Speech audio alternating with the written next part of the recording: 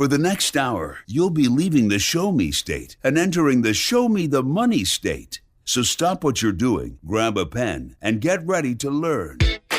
Jake Floyd of Floyd Financial Group will be your guide for straight talk and honest answers about living the life you deserve in retirement. So prepare to be empowered. Now, here are your Show Me the Money hosts, Jake Floyd and Jeff Shade.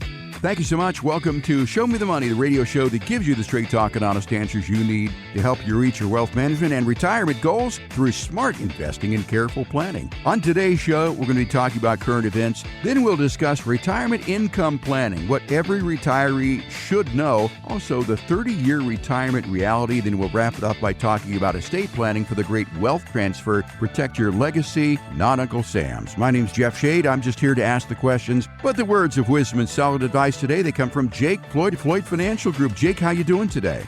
Thank you, Jeff. I'm doing great. It's a very interesting time to be an American, and especially living in the middle of the country here. Yeah, and I thought living in the middle of the country we'd be pretty safe, but apparently not when I look at where some of the missile sites are. So let's dive into what's going on. Certainly there is trouble in the Middle East. It goes back and forth. There's a ceasefire, then there's not a ceasefire. What do you make of all of this, and how has the market reacted to it?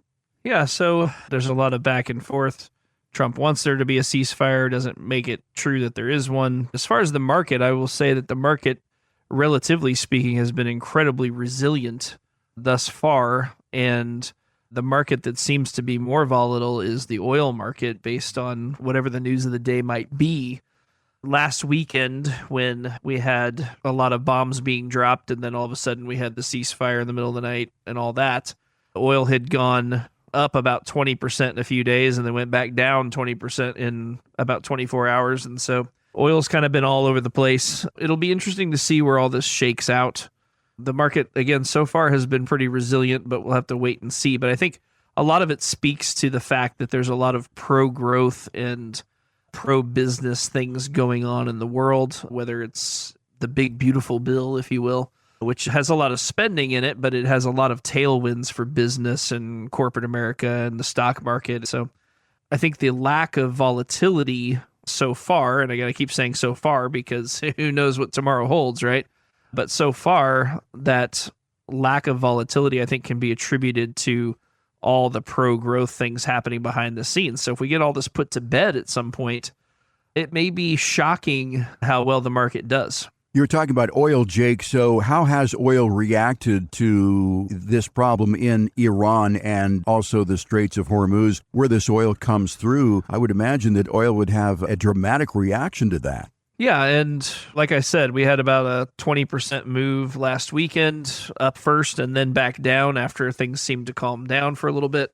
I think long-term, though, Trump is more worried about the price of oil being too high. So he's said several times during the course of this, he said Department of Energy and oil companies need to be drilling here to keep the price of oil down so we don't have inflation come back. Now, he didn't say the second part there. I'm saying that, and that's why he's concerned about it. And he's used it as an opportunity to tell China, you're welcome for keeping the strait open and all that kind of thing. So he's executing the art of the deal on about 50 different fronts at the same time and interweaving them all at the same time. Again, so far, I think the results are okay. We'll just have to see how everything shakes out in the end. I think it was Tuesday of last week. He was giving a talk in the morning before he got on Marine One and ended up dropping the F-bomb on live television. Wow. And basically said that Iran and Israel have been fighting for so long that they don't even know what the heck is going on, but he didn't say heck, right? And then he just walked off and got on Marine One, clearly frustrated. Mm-hmm. And I think that this whole situation, my thought in that moment was, Israel's a little bit like the big brother fighting with the little brother. Yeah. And, you know, Israel could just wipe Iran off the map at any time, but they seem to insist on prolonging things, and Trump's trying to put that war to bed. And I think he was just frustrated that Israel is undermining him in that task. Now, I'm not saying that Israel shouldn't be defending themselves or anything like that. I'm just simply saying they don't seem to be super interested in trying to make the dying and the bombing stop. And it kind of reminded me of a big brother and little brother, where maybe I think Trump was expecting big brother Israel to maybe do what little brother can't and take the first step. But I don't know. Well, we'll just have to see how it all shakes out. I think it's obviously not a good situation, but as long as everybody, the big thing that I am a little concerned about is if a Russia or China starts to arm Iran in a bigger way than they already have. And I don't know if that's going to happen or not, but that would obviously elevate tensions massively if they started talking about tactical nukes or something, where, because Russia has them hanging out all over the place, they could easily slip them a few and show them how to use them. Then things get really escalated really quick. So hopefully we don't see anything like that, but we'll just have to see how it plays out. Yeah, that's what scares me. And we were talking off the air, our B-2 bombers, where do they come from, Jake, in case our listeners don't know? Yeah, so the Whiteman Air Base here, which is kind of east of Kansas City, a little ways and south, is where the B-2 bombers that they actually used last weekend in the strike actually flew out of here, flew over Warsaw, and I think they said 32 or 36-hour flight nonstop, so they refueled in the air and had 100 planes involved and had subs with 30 Tomahawk missiles. I mean, it was quite a... I think the media kind of glazed over it because they don't want to give Trump any credit. They don't want to give Pete Hegseth any credit. They don't want to give our Air Force or our Navy any credit. But it was actually quite a strike, very well coordinated, and we were in there and gone before they realized what happened. And there's probably no other nation on Earth that is capable of that type of strike. And so I think that was partially the reason Trump did it, is to flex a little bit and go, hey, you guys think you're on our level. You're not on our level. And so the idea is peace through strength, which was trending after that strike. Again, very reminiscent, in my opinion, of the Reagan era. Right. Trump has seemingly had the balls to do what a lot of other presidents probably wanted to do and just wouldn't bite the bullet. There's been a lot of criticism of Trump talking about dropping bombs on Iran with no congressional approval. I saw a thing online the other day. It showed a picture of Obama, his presidential picture, and it had Trump's presidential picture.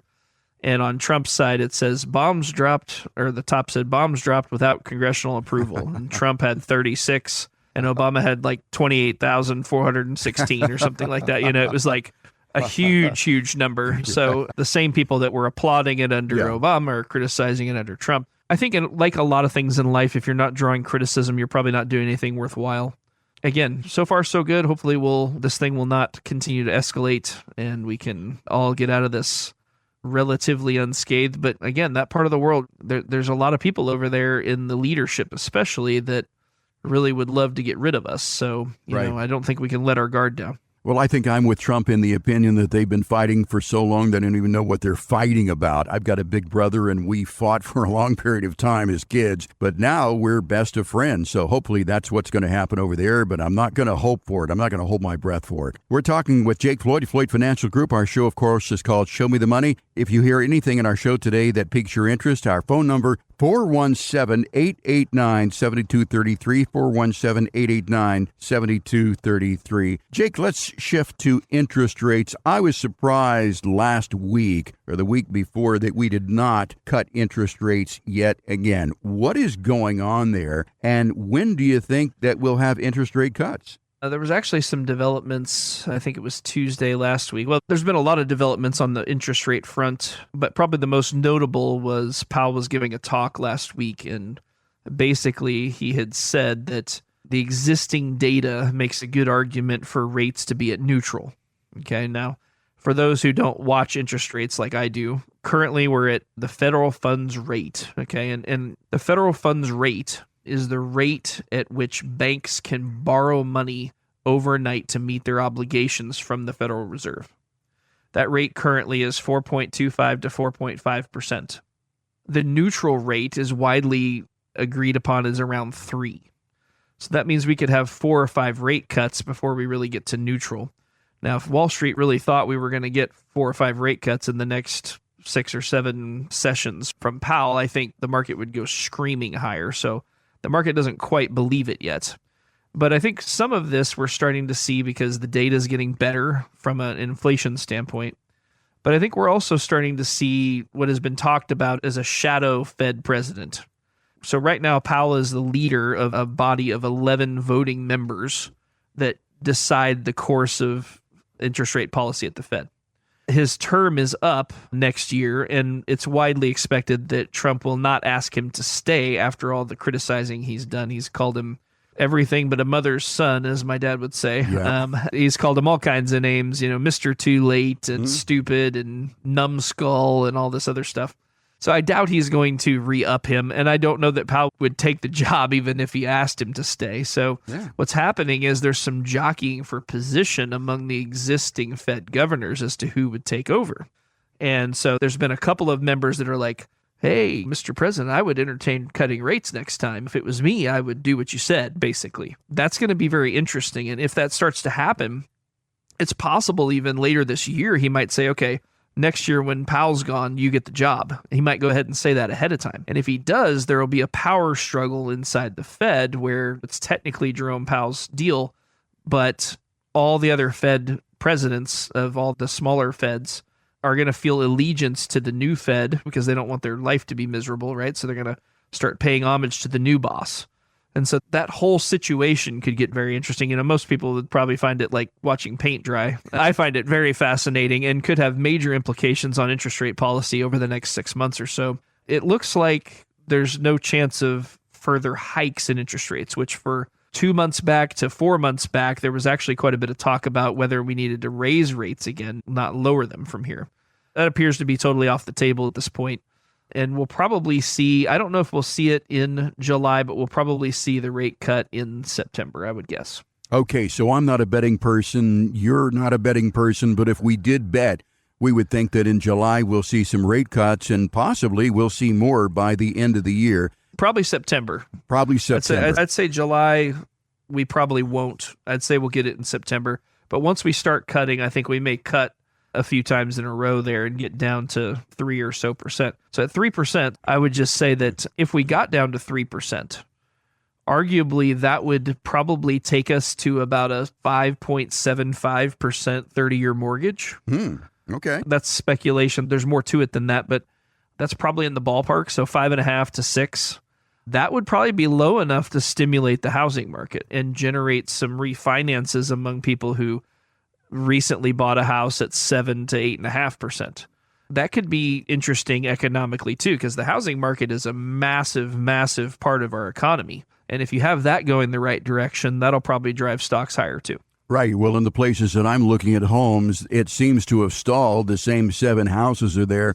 Nobody seems to want to buy them because interest rates, in their opinion, are too high. The people that do have these homes are not giving them up because they're going to have to pay higher interest rates. So, yeah, I think that's going to be an effect of the interest rates dropping is going to be a plus for the housing market. Talking with Jake Floyd, Floyd Financial Group. If you've listened to the program, you know that you can request your Floyd Financial Group retirement review by calling 417-889-7233. Not going to cost you anything. There's absolutely no obligation. There's no judgment. We'll meet you where you are. 417-889-7233 is our number. Leave your name, telephone number. Ashley will call you back during the week and set up an appointment for you to sit down with Jake or Randy there at Floyd Financial Group and discuss your journey towards a confident retirement. Again, it's not going to cost you anything, no obligation. 417-889-7233. You can also find out more about our firm online at floydfinancialgroup.com. Time for a break, Jake. When we come back here on Show Me the Money, we're going to be talking about income planning, what every pre-retiree and retiree should know. When our program continues here on 104.1 FM, KSGF, where Springfield comes to talk. Ready for another helping of some more real money talk? Thought so. Now, here's another serving of Show Me the Money with your hosts, Jake Floyd and Jeff Shea. Welcome back to Show Me the Money. I'm Jake Floyd. In this segment, we're going to be talking about retirement income planning and what every pre-retiree should know. And Jake, let's dive into this a little bit by starting with the basics. What is the biggest mistake you see people make when planning for retirement income? Yeah, I would say that there's a lot of people that simply don't know how much money they're going to need in retirement. And I would say probably 90% of people really don't know what they're going to need. Either people assume that they're going to need the same amount, or they assume that they're going to need way less. Generally speaking, people have not really put pen to paper on how much it is that they're going to need and where the income sources are that are going to meet those needs. I spend a lot of time discussing that with people and just kind of unpacking. And first of all, it's totally okay that people don't know that. They're going to retire one time in their life, right? We've retired thousands of people here at this point, and so you can lean on our expertise to help you do that. You have to know what your target is before you can hit it. So, Jake, if you are planning on retirement income, you're going into retirement, let's say for the sake of argument that when you were working, you were spending $6,000, $7,000 a month going to work. Well, now you're retired and you're saying to yourself, boy, I'm not going to spend that much. I'm not driving to work. I'm not dressing. I'm not having lunches out, that sort of thing. Would you necessarily plan on spending, let's say, 75, 80% of what you spent when you were working? Or how do you really figure out, how do you, as you say, put pen to paper, how do you figure out how much you really need? So every person is different. Some people are going to want to travel the world as soon as they retire. Some people just want to not have to get up at 5 a.m. anymore to go to work. And I think that us understanding how you see retirement is very key to that. If you have a financial advisor and he hasn't asked you in retirement, what do you see yourself doing? How do you see yourself spending your time? Then he's probably just not being very proactive about making sure that you're going to get the income you're looking for. So we spend a lot of time talking about things that are not finance related because it helps me get to know you and understand the things that are important to you. Once we have that data, then we can go about engineering roughly what we might look at spending in retirement. If you've done a good job saving, it may be a non-issue. Some people simply can't save enough to get them where they really want to be, and they may be forced to take a pay cut. But I would say on average, Jeff, to answer your question, I try to factor people's spending staying about the same. Okay. However, in order to get to that point, if you've been funding, let's say 10 or 12% in a retirement plan and paying Social Security tax and FICA and all that stuff that you're not going to spend anymore, generally speaking, it takes somewhere between 75 and 80% of gross income that you're making now to make it feel about the same. Now, again, please don't take that as blanket advice. Everybody's situation is different, but I would say that's a good rule of thumb. If you have 75, 80% of what you're used to getting in gross income, there's a pretty good chance you're on track to have it feel about the same as it does now once you retire. So when it comes to retirement income, Jake, do you think that a lot of people, or have you found that people really rely too heavily on things like Social Security, and they really are not planning adequately for inflation? So I would say that most people are very much relying on Social Security. In fact, I don't have very many people that would be able to make it without Social Security. So that's one of the reasons why I don't think it's going to go away, because if you had 90% of retirees just not be able to pay their bills, that's going to be a major problem. So I think Social Security is here to stay. It may get reworked or cut a little bit here and there, but it's not going to just evaporate on us. Yeah, and as far as inflation is concerned, I think people are maybe too concerned about inflation, in my opinion, relative to how much inflation has played a historical role in retirement. Even after all the surge in inflation we've had recently, if you look back the last 50, 60 years, inflation's averaged about 2.2%, depending on what study you're looking at. So it's not a gigantic amount. I mean, we need to factor it in, because if you're retired, especially if you're retiring at 55 or something, because you may be retired 40 years. You know, over 40 years, you're definitely going to need a lot more income to live 40 years from now than you do right now. As Dad has said on here a bunch of times, Randy has said, how do you plan for 9% inflation? Well, you don't. It's too much inflation, which is part of the reason the Fed's so worried about it, is there's just no good way to keep people from suffering from that. But I think inflation will likely go back to 2 to 3% average. And the reason I think that is there's a lot of things at play that will drive it back there. Most notably, artificial intelligence will keep inflation at bay, because it will start to take jobs, which means that it's the opposite of what's been happening recently, where people can't find enough help. What's going to happen is artificial intelligence will make it so that people don't need as much help as employers, and therefore they won't have to spend as much on wages, and then the price of everything will stop skyrocketing. So it will really be this next 1 to 2 decades. I don't speak a lot in absolutes, but this is one that I would say that we can probably take to the bank. Is the one thing that I will say is this, is it is going to be a good time to be an investor over the next 10 to 20 years. The people who are not invested are going to be left behind in a way that will be a very big problem. And so we're going to want to be invested, even if you're young. I would try to get some money into this market, get some money in investments, because I think wealth is going to be created over the next 10 to 20 years in a way that we've rarely seen.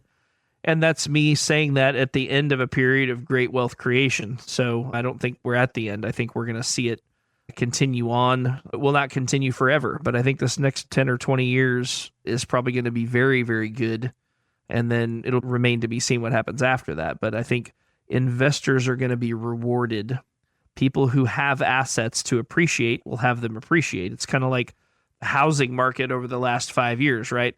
If you didn't own a house, you're probably kicking yourself, because most houses are worth 70 or 80% more over the last 5 years or more. And just simply owning it, you just made a whole bunch of money. And it'll be that way in the stock market. It'll be that way in the housing market.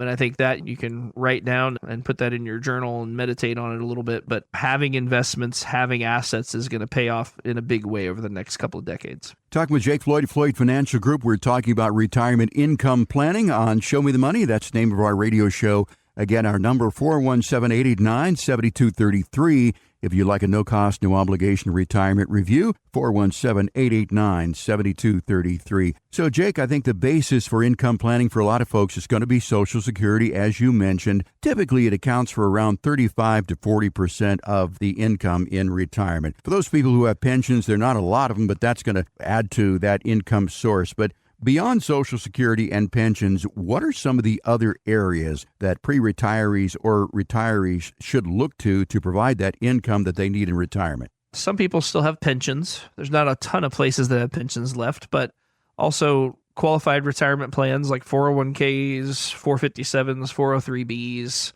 also IRAs, Roth IRAs can be used to convert into income. Savings accounts, even, we can use that money to help us get through retirement to generate income. And then there's also annuities, right? So annuities are a good choice for people who are a little bit more conservative, but they want to have income that they're either guaranteed to have or have principal that they don't want to ever go down. There's a lot of different types of annuities, but most of the ones that we use here are principal guaranteed, simply meaning you can't lose your money. Those types of things are all good options for retirees. So again, pensions, qualified retirement plans, savings and investments, and then maybe annuities if it makes sense. Also, one that's not on our list here is life insurance, potentially. Right. Depending on your life insurance policy, if you've had it a long time, cash value can be borrowed out of there in a tax-free, quote-unquote, income. So there's a lot of ways to generate income. And that's why it's so important when you come sit down with us that we really get an inventory of everything that you have so we can figure out the best way to do things. Somebody that's retiring at 58 has a whole different set of challenges than somebody retiring at 68. And understanding the landscape of Obamacare once you don't have employer health insurance and understanding how all these things are going to affect you is a good feather to have in your cap when you're having these conversations. Jake, how do you feel about dividend-paying investments such as dividend-paying stocks? A lot of people like those. Do you think that they're really worthwhile? Do the dividends really add up to enough to make a difference? So I would say that I look at dividend-paying stocks as more of a tool in the tool chest. It's not a hill I would die on. I don't care in retirement if income comes from dividends or if it comes from growth of the stock price or whatever it comes from. What we care about is that we're not spending our money down and you're getting retirement income. So there's times where dividend paying stocks will work better than others, and there's times where growth oriented stocks will work better than others. Just like in the bond market, there's times where shorter duration bonds work better and when longer duration bonds work better. So there's a lot of different things to consider when we're putting a portfolio together. I wouldn't say that I just like dividend stocks better than others or growth stocks better than others. It's more like certain situations call for a hammer, certain situations call for a screwdriver. Jake, what about withdrawal strategies? Just really briefly, we've invested all of this money. Now it's time to take it out. What do you think is the order for the withdrawal strategy? So again, that's going to vary very widely based on what you have asset-wise, where it's currently held. The big thing I would say is if you have a pile of money there, we want to make sure that we don't withdraw too much of that money too quickly. And I think some people have unrealistic expectations of what they might be able to take off of that money. So if you have a good rule of thumb, a lot of times you hear about the 4% rule, right? So the 4% rule says take the amount of money that you have times 4%, and that's how much income you can expect to have without running out of money. And so if you have $1 million, for example, to make the math easy, that's $40,000 a year. I will tell you, depending on the situation, we might push that to 5 or even 5.5%. If we push it much further than that, assuming you're 55 to 65, we have to be careful because we want to make sure we leave room to increase income later on, because it's obviously going to take more to live 20 years from now than it does right now. So there's a lot of considerations there. I know I didn't answer your question quite directly there, Jeff, but I think understanding how much to pull is probably more important in some ways than where to pull it from. Although if you're younger, there's, again, considerations like Obamacare, where if you make more money, you pay more for insurance. So there's ways to utilize Roth money or after-tax dollars to create income that doesn't show up as income so that you're not paying as much for that insurance. So, I mean, again, there's a lot of different things to think about, but just understanding how much money you can expect off your investments, I think, is the most basic and will help you have a barometer for how ready for retirement. If you're making, let's say, $100,000 household income today, and you're looking at your Social Security, it's going to be $40,000 a year, and you've saved, let's say, $500,000. So that's another, let's call it 5%. That's another $25,000 a year you can have. So you're at $75,000 gross. You're at $100,000 now. Depending on how much you were saving and all that kind of thing, you might be ready. But that's part of what we need to look at is, what obligations do we have? Do we have a mortgage that's close to getting paid off? In a lot of cases, people are at that stage of life where they're about to pay off their mortgage and maybe you already have. So again, just a lot of things to think about. Jake, I think the takeaway from our conversation here about income planning is to create a retirement income plan with projected needs and sources. If you're facing that reality, that you're really confused about how much you're going to need in retirement, you're looking for an income plan that will account for things such as inflation, unexpected expenses, which come along almost every month. If you want help, we're offering it to you right now here at Floyd Financial Group. It's our Floyd Financial Group Retirement Review. It is the plan that you need. 417-889-7233 is our phone number. You can make that call right now if you wish. Leave your name and telephone number. Going to cost you about 60 seconds of your time to do that. Ashley will call you back during the week and set up a convenient time for you to come in or talk with Jake or Randy by phone if you want. Again, no cost, no obligation, no judgment. We'll meet you where you are. Again, 417-889-7233. I encourage you to check us out online at FloydFinancialGroup.com. When we come back here on Show Me the Money, we're going to be talking about the 30-year retirement reality and more when our show continues here on 104.1 FM KSGF, where Springfield comes to talk. We're back with your financial catch of the day, and it's a big one. Here's more Show Me the Money Radio with your hosts, Jake Floyd and Jeff Shea. Welcome back to Show Me the Money. I'm Jake Floyd. In this segment, we're going to be talking about the 30-year retirement reality. And Jake, I remember when my parents and grandparents and aunts and uncles retired at 65, they were planning on about a 10-year retirement, 10 to 15 years. What has changed in the last 20 or 30 or 40 years or so when it comes to retirement? Well, people are living longer and they're working shorter. People feel like they're entitled to retirement after 20 years of work. They want to live forever. No, I'm just kidding. But I do think that generally speaking, people are retiring earlier on average if they can. And they're definitely living longer than they were 2, 3, 4, 5 decades ago, which is creating kind of a unique problem, not only for the Social Security Administration, but also for people's savings and their money. And frankly, that's part of the reason I have a job, right? Right. Well, I think that a lot of people today, or at least some people, when you really think about it, they're spending more time spending money in retirement than they were saving for it. And retirement is a relatively new concept when you think about back in the 20s and 30s. If you got to be 65 years of age, you were working out in the farm, you just shifted from the heavy work to doing something else, but you still had a job. But today, people retire from their jobs and they just want to have a life of leisure. And retirement, as you said, it could last 20, 25, 30 years. So I think you're going to need both growth and income from your money. So let's talk about some of the tools to sustain wealth for, let's say, 20, 25 years into retirement. Let's dig into the tools a little bit. So probably the first thing, Jeff, is retirement accounts, especially tax-advantaged ones like 401k or even Roth 401k IRAs. that type of thing. Having the government fund as much of our retirement as possible is a good thing. So whether that's paying the taxes now and having growth tax-free on the Roth, or simply saving all the taxes now so that you can fund more sooner rather than later and have a bigger balance growing for you. But both of those things have a place in a retirement plan to help us get retired sooner, stay retired longer, and just have more money to go around if we're not giving it all to the tax man. So tax advantage retirement accounts, top of the list there, 401ks, IRAs, Roth conversions, a strategic move in low tax years. How do you plan for retirement, Jake, that could last as long as 30 years? I mean, you were working 25 years, as you said. People used to work 40, 45 years, but now they want to retire after 20, 25 years. That's a long time. How do you plan for retirement that long? And does your need for money change over that 25, 30-year period? I mean, you've got your no-go years and your slow-go years and your go-go years, right? That's true. And it definitely changes. I don't know that I would say it necessarily goes up or down, right? Because if you have a lot of long-term care expense, you could very well be spending more money when you're 80 or 90 than you are at 60.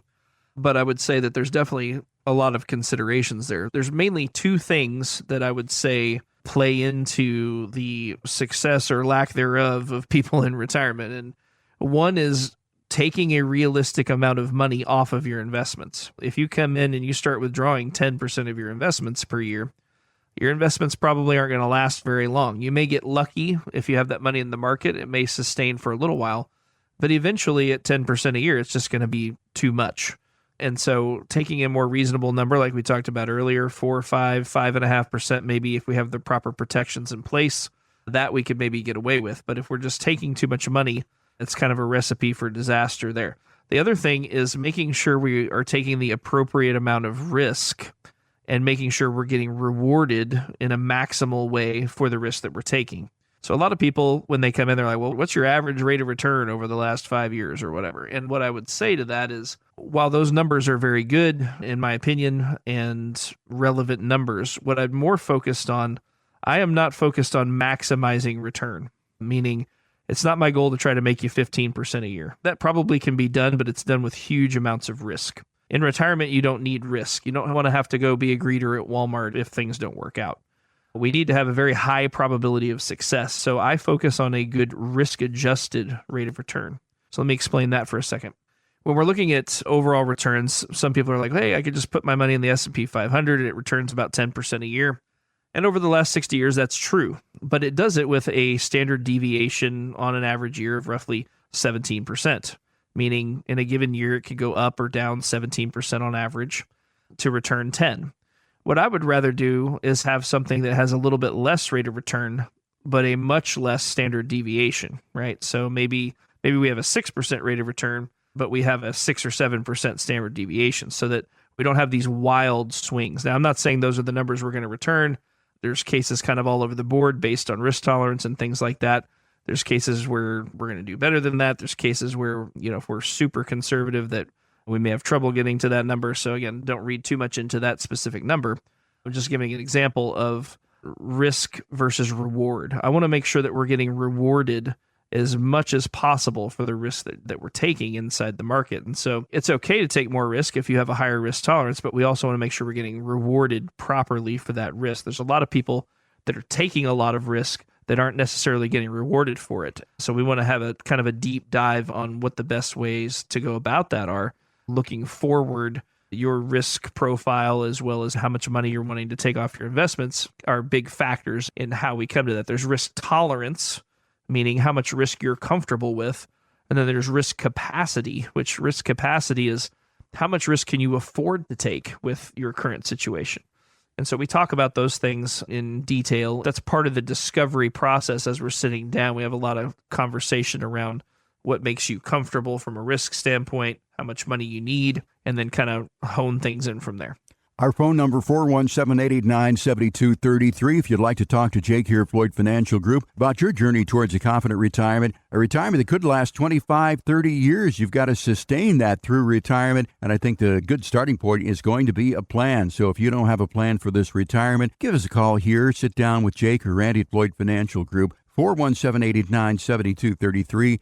It's not going to cost you anything. No cost, no obligation, no judgment. When it comes to planning for retirement 25, 30 years, Jake, a lot of people think about annuities. So let's talk about annuities a little bit and how they play into this conversation and generating income for 30 years. What sort of annuities are out there that would do this job for us over that period of time? So there's a couple of different types of annuities that could do that. We could do what's called an immediate annuity, which is where we basically, it's like a pension where you take a lump sum of money and put it in there and it pays out a set amount of income for the rest of your life or some predetermined amount of time. The issue with doing that, though, is we're going to forfeit potential earnings looking forward because we're just going to be set at that income level.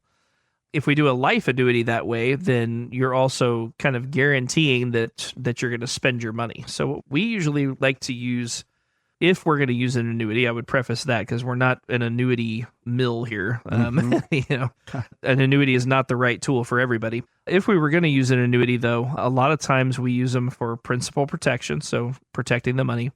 But also, we want to be more flexible with our withdrawals. I don't want to rope you into the same amount of income for the rest of your life. Because if retirement is anything, it is change. And as you go through retirement, the situation changes, whether it's health or family, climate, or where you live or where you want to live, all those types of things, whether you want to go RVing. There's a million different things to consider. And so having flexibility in how much income you're getting, I think, is a big key to that, especially a big key to you being satisfied overall with your retirement plan. But I also like to not give up all the future earnings on that money. And I certainly don't like the notion that your beneficiaries just get nothing if we do that more pension type setup.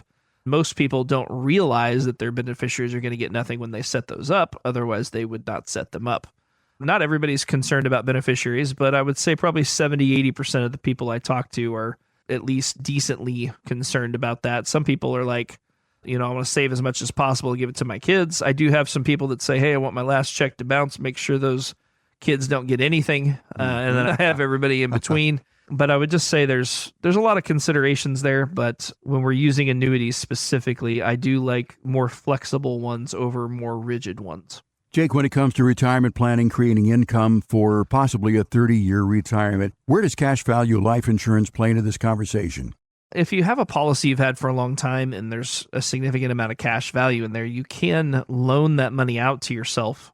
It's a little bit like a Roth IRA on steroids. If you have a bunch of money that's in there, you can take a loan, and because it's a loan, it's not technically income. And so you don't ever have to pay any taxes on that money. And then when you pass away, the loan gets paid off by the insurance policy, and then there's no taxes at that point either. So it's one of the only ways to truly escape the taxation. That being said, if you're now 60 years old, the chances of you being able to buy a proper policy to do that are not very high because we pay for life insurance with money, but we buy it with our health. And the closer we are to the end of our life, it gets exponentially more expensive. And so it's something that's worth considering for some younger investors and things like that. But generally speaking, if we don't already have it, it may or may not be a good idea at 55, 60, 65 years old. Talking with Jake Floyd of Floyd Financial Group, and we're talking about a retirement that could span 25 or 30 years. How do you sustain your quality of life in a retirement like that? Well, I think it all starts with a comprehensive plan. So don't wait. Start building that plan right now. You can do that by giving us a call here, 417-889-7233, and set up your conversation with Jake or Randy here at Floyd Financial Group. It's not going to cost you a dime. No cost, no obligation, certainly no judgment. We'll meet you where you are. We're going to reach out to you, reach out to us. We're a great resource here for planning retirement right here in Springfield, Missouri. And all you've got to do is make that call right now at 417-889-7233. You can start by leaving your name and telephone number. What's going to happen then is that Ashley's going to pick that up on Monday. She'll be giving you a call back and find a convenient time for you to sit down with Randy or Jake and talk about your plan for retirement that could span 30 years. There's so many things involved with a 30-year retirement, and we're going to try to cover them all. Again, it's not going to cost you anything. 417-889-7233. You can also find out more about us online at FloydFinancialGroup.com. Jake, let's take a break. When we come back here on Show Me the Money, we're going to be talking about estate planning for the great wealth transfer. Protect your legacy, not Uncle Sam's. when our show continues here on 104.1 FM KSGF, where Springfield comes to talk. Ready to climb a mountain of financial know-how? Good, because it's time for more Show Me the Money with your financial Sherpa, Jake Floyd. Welcome back to Show Me the Money. In this last segment, we're going to be talking about estate planning and the great wealth transfer. And Jake, when it comes to the great wealth transfer, there are a record number of people that are going to be retiring here pretty soon. Can you put a number on that, or what sort of numbers are we talking about here? Yeah, so the boomers have been retiring in droves and still are. The boomers being one of the largest generations. There's about $80 trillion or so planned to pass from the baby boomers to Gen X or millennials. This is already happening some, but there's still quite a lot more of that transfer to come. I question a little bit whether Gen Z is really ready to inherit money with their decision making. You know, I have one as a kid and he's got his head screwed on straight, so I guess we'll just hope they all do, although I've seen some evidence to the contrary. But yeah, I do think that wealth transfer process is going to have major implications on business, whereas right now there's still a certain amount of catering to baby boomers. As that catering starts to shift to who has the money, which will no longer be baby boomers at some point here, how will that affect everything when it's Gen X and millennials and beyond? Well, I think this is the largest transfer of wealth in U.S. history. The big issue here, I think, is that a lot of money is not properly protected, and without planning, a significant portion of that money could go to taxes or fees or even probate court, not to your family. So how do families make sure that their wealth is passed on efficiently and in line with their wishes? So I would say the first thing is to have an actual estate plan, which usually is going to involve a trust. So wills are also part of an estate plan, which is basically instructions to the probate court of how you want things to go when you're no longer here. The problem with a will, as Randy likes to say, is where there's a will, there's probate, and that is true. So having a trust for a lot of people is a way to avoid probate and will, generally speaking, save your beneficiaries money by having a trust, because the probate processes can be lengthy and expensive if things are not set up properly. So having wills and a trust, which also I would throw in there powers of attorney and healthcare directives and all that kind of thing, wrap that in together. And another thing your dad says is that going to probate is sort of like filing a lawsuit against your kids. It is something that you do not want to do. Sometimes a will is enough, but other times, as you said, you need a trust. What are the advantages of a trust over a will? The big one from a revocable living trust to a will is really the avoiding of probate. It kind of depends on what kind of assets you have, too. If you have a really super simple situation, you may be able to avoid probate without a trust, but the trust really gives you a lot more control. You know, let's say you have 3 or 4 kids, and if you want them all to get exactly a quarter or a third of what you got, that's relatively simple. But there are things to be concerned about that maybe you haven't thought of. Even if you want everybody to get a quarter, what happens if one of those kids marries somebody that you don't really like, and then, heaven forbid, one of them predeceases you? You could be giving money to that spouse, and it could be a blended family. You could be even giving money outside your own family, where if they brought kids into the marriage, they could end up with your money. So having a trust can help head off all that kind of thing to make sure that who you want to get the money gets the money. You can also set aside different provisions in the trust that say, hey, I don't want anybody to get this money until they're at least 25 years old. So that way they're not going and blowing it on stupid stuff. Or if one of my kids or grandchildren develops some kind of drug problem, let's not give them $100,000 so that they can go and destroy their lives with it. There's different provisions we can put in there. If we have special needs children inside the trust, you can put provisions in for them to take care of their well-being and health care and all that kind of thing. I would view a trust as control. And again, I know I keep referencing Dad today, but one of the things he used to love to say is, like, you get to control it from the grave. Right. And with a big smile on his face. And, you know, there's some truth to that. You set it up. It is your money, so you get to set it up the way you want to set it up. Not everybody needs a trust, but more people than not would generally benefit from a trust in some way, depending on either their family setup or avoidance of probate, saving money that way, those types of things. Jake, if I have an IRA, a 401k, life insurance, or some other accounts like that, is there a way that those can bypass the will completely, or do they have to go through probate if you've got a will?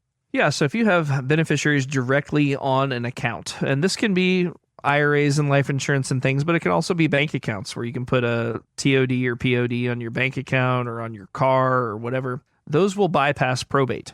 However, they will not do the things that I talked about in the last segment where, if you have a special needs child or some kind of a special bequest, or you have kids that die out of order, or they marry the wrong person or whatever, all those things are not going to be accounted for, right? So you can even put a beneficiary deed on your house, which is basically like putting a TOD on your house. Mm-hmm. Those are all generally good things to do, but they don't necessarily take the place of the trust, but they will help you get around probate. And of course, Elizabeth here at Floyd Financial Group is an estate planning attorney, and she can handle your trust needs. Let's move on to gifting strategies if you're wanting to transfer that wealth. I understand that you can gift a significant amount, or at least I would say a reasonable amount of money annually to your children if you want. Can you tell me what that limit is and any other details that we want to know about that?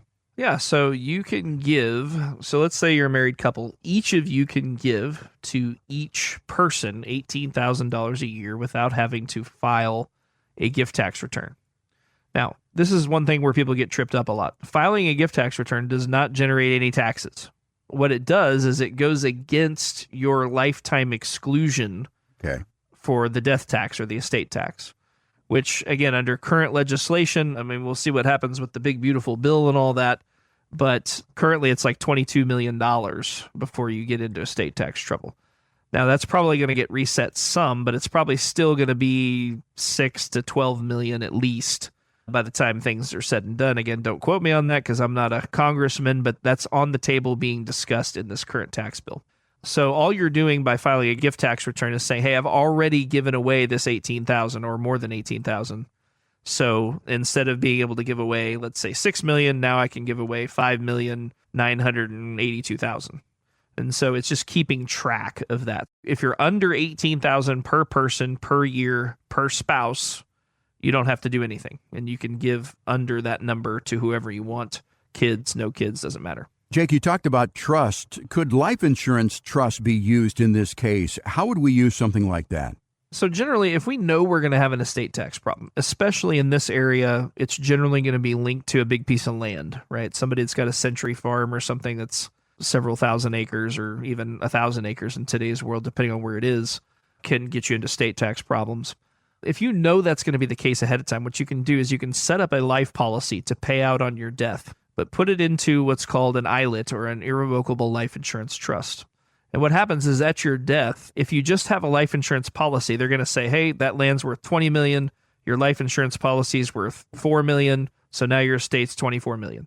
If you use the ILIT to do it instead, this ILIT has to have very specific language, a specific letter with it, and all this kind of thing. So you need to do this at an estate planning attorney's office, most likely this type of trust.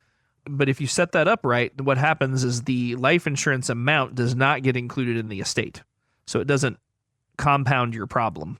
So you can use that life insurance to pay the estate tax that you know you're going to have on your estate, especially if you want to try to keep that land intact and it's a big piece. That's definitely something worth looking at. Jake, what are some of the most common estate planning mistakes that you see people make? I would say that probably procrastination, as with most things in life, is one of the biggest mistakes. People are like, well, I'm healthy now, I'm 55, nothing's going to happen, I'll do it next year. So I would say be careful with that because nobody's guaranteed tomorrow, even if you're 25.